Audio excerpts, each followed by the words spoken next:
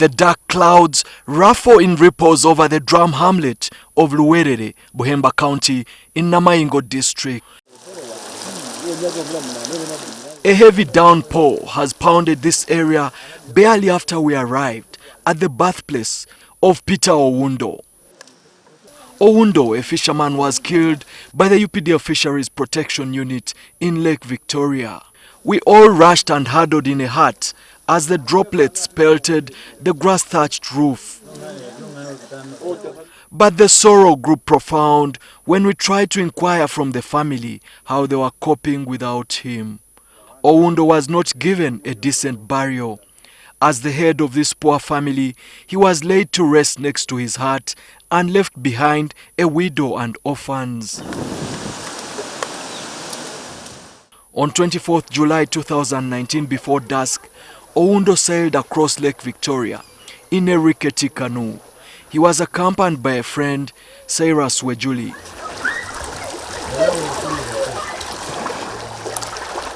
Later on, the soldiers' boat approached the fishermen in the dark and deliberately knocked their canoe. It was about 8 p.m. when we fell in the water, and my colleague, Owundo, could not swim. I swam and they flashed a torch towards us in water. One said, "Let us rescue this one." His colleague said, "Leave them to die." I swam and stuck by one of the pieces of the broken canoe. I made an alarm, and 40 minutes later I was rescued and brought to the shore. NTV has established a pattern of incidents through conducting a number of interviews with victims involving rogue UPDF marine officers who are staging accidents to cause drowning. For instance, in Impunge Sub-County, Mukono District, we established deaths of a number of young men including Sechitoleko Kagwa, Dennis Nyazi, Yasin Mutebi, Kenneth Kayira, Ronald Businge, Sande Sebatanzi, Roger Musisi, Ivan Chibirango, and others only identified by one name, including Odongo and Tobia, in a space of 1 year. Army spokesperson Brigadier Flavia Biekwaso was yet to respond to the questions I sent to her in regard to these incidents earlier on in the week. But in the past, the Army leadership has responded to these allegations of gross human rights abuses. Many of the terrified locals who were evicted at Nankoko, Chazi, and Busoke landing sites in Impunge Sub-County live in fear. They claim that no one, including their leaders, is yet to come to their rescue. The army is killing people deliberately. They knock people deliberately. They even take our fish and claim it's illegal fishing. Yet the nets are brought into the country and cleared by UNBS. My brother was killed and he left behind a pregnant wife. There were 3 and 2 died. Chibirango Ivan is my brother who died, and the other was Roger. This crackdown, which began in 2017, was prompted by illegal fishing methods across lakes in Uganda. By the time the operation to halt illegal fishing on lakes was commenced, Uganda's fish exports had begun to decline. Nile perch catches declined by 46% from 2011 to 2015, while tilapia catches were lower by 38% during the same period, according to Uganda's National Fisheries Resources Research Institute's Fisheries Catch Assessment Survey. The annual catch for tilapia sharply declined from 29,415 metric tons in 2005 to 13,278 metric tons in 2015. While Uganda's fish exports rose from $85 million in 2003 to a high of $141 million in 2016, they have wavered over the past decade, declining to $118 million in 2015. About 13 fish factories closed in 2018 as a result of scarcity, resulting into the loss of 500 jobs. In January 2018, I documented a number of killings across the islands of Lake Victoria involving the UPDF Fisheries Protection Unit. Found the body. When we checked the body, he was beaten. He was beaten, and they plucked one of his eyes. In fact, the left-hand side. So we viewed the body. And then we left the government to do their work. Under no circumstance can we justify torture of these people. They are just trying to earn a living, eke out a livelihood for themselves and their families. So if there's any law they are violated, we expect that they would be taken to the courts of law. But what we see is continuous torture of people who are just trying to make a living. So we are always appalled, especially when you consider that torture is one of those freedoms that are non-derogable in the Constitution. And also Uganda is signatory to the Convention Against Torture. So at both the domestic and the international level, there is absolutely no justification for torture. So if we see that for all the other crimes, name it, rape, defilement, murder, all these people are taken to the regular courts of law, why would fishermen be tortured? We do not understand the continuous gross violation of this right.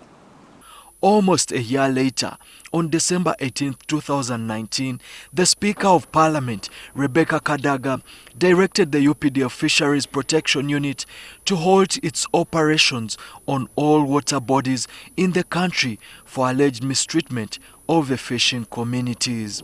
Relating to the conduct of the UPDF against the citizens of Uganda, this House directs that the operations of the Fisheries Protection Unit be halted with immediate effect. Those in favor say aye, the contrary no. Ayes have it. One small thing. MPs had earlier on rejected a statement by the Defense State Minister Charles Okello Engola that was meant to offer a comprehensive response in regard to the human rights violation, saying it didn't give any accountability and solution. Engola had told the House that he needed time to review the cases involving UPDF officers and report back after recess. Protection unit was deployed. There are many things that have disorganized people's lives, especially those who relied on the lake, are now having no life almost, like the livelihood have been destroyed. I am not going to hear from today any soldier beating anyone. And we have also disciplined some of the soldiers who were found misbehaving in the lake. We have disciplined them. Don't beat anyone. But many fishermen at landing sites in Mukono continue to speak of a campaign of terror. Farouk Kakembo, who previously worked at Nankoko landing site, lives in fear. He says that if government wants to halt illegal fishing, the army should be deployed at the border to stop the importation of poor fishing nets. Johnson Muyanja Senyonga, who is the area MP for Mukono South, says the solution to halt illegal fishing is to provide affirmative action to locals. He says the army leadership should liaise with local leaders to address this crisis. The idea or the intention was good, but the way they implement it is not the best to our people and to the human rights observers. Even we in the community, good, they have all the means to just arrest you, take you to court, but sometimes they beat you, they shoot you, which goes beyond. And these people don't have guns. So when you're attacking someone who has not a gun, you can just come, handcuff him or her, take him or her to court, let him be charged. But that's not the way they are doing their work. Normal life continues to be disrupted by the activities of the army. Peter Kakinda says he was detained when the army found him transporting locals on a boat. They found me transporting people on the lake to the island. They arrested and detained us at Entebbe CPS. Our relatives had to pay money to get us released. Wejuli, who escaped death after his friend Owundo was killed, says the army returned and picked him up from his home. We were taken somewhere and told to lie on the ground. They took us to the water and continued to beat us. They broke my hand and later went home and beat my wife before I was released.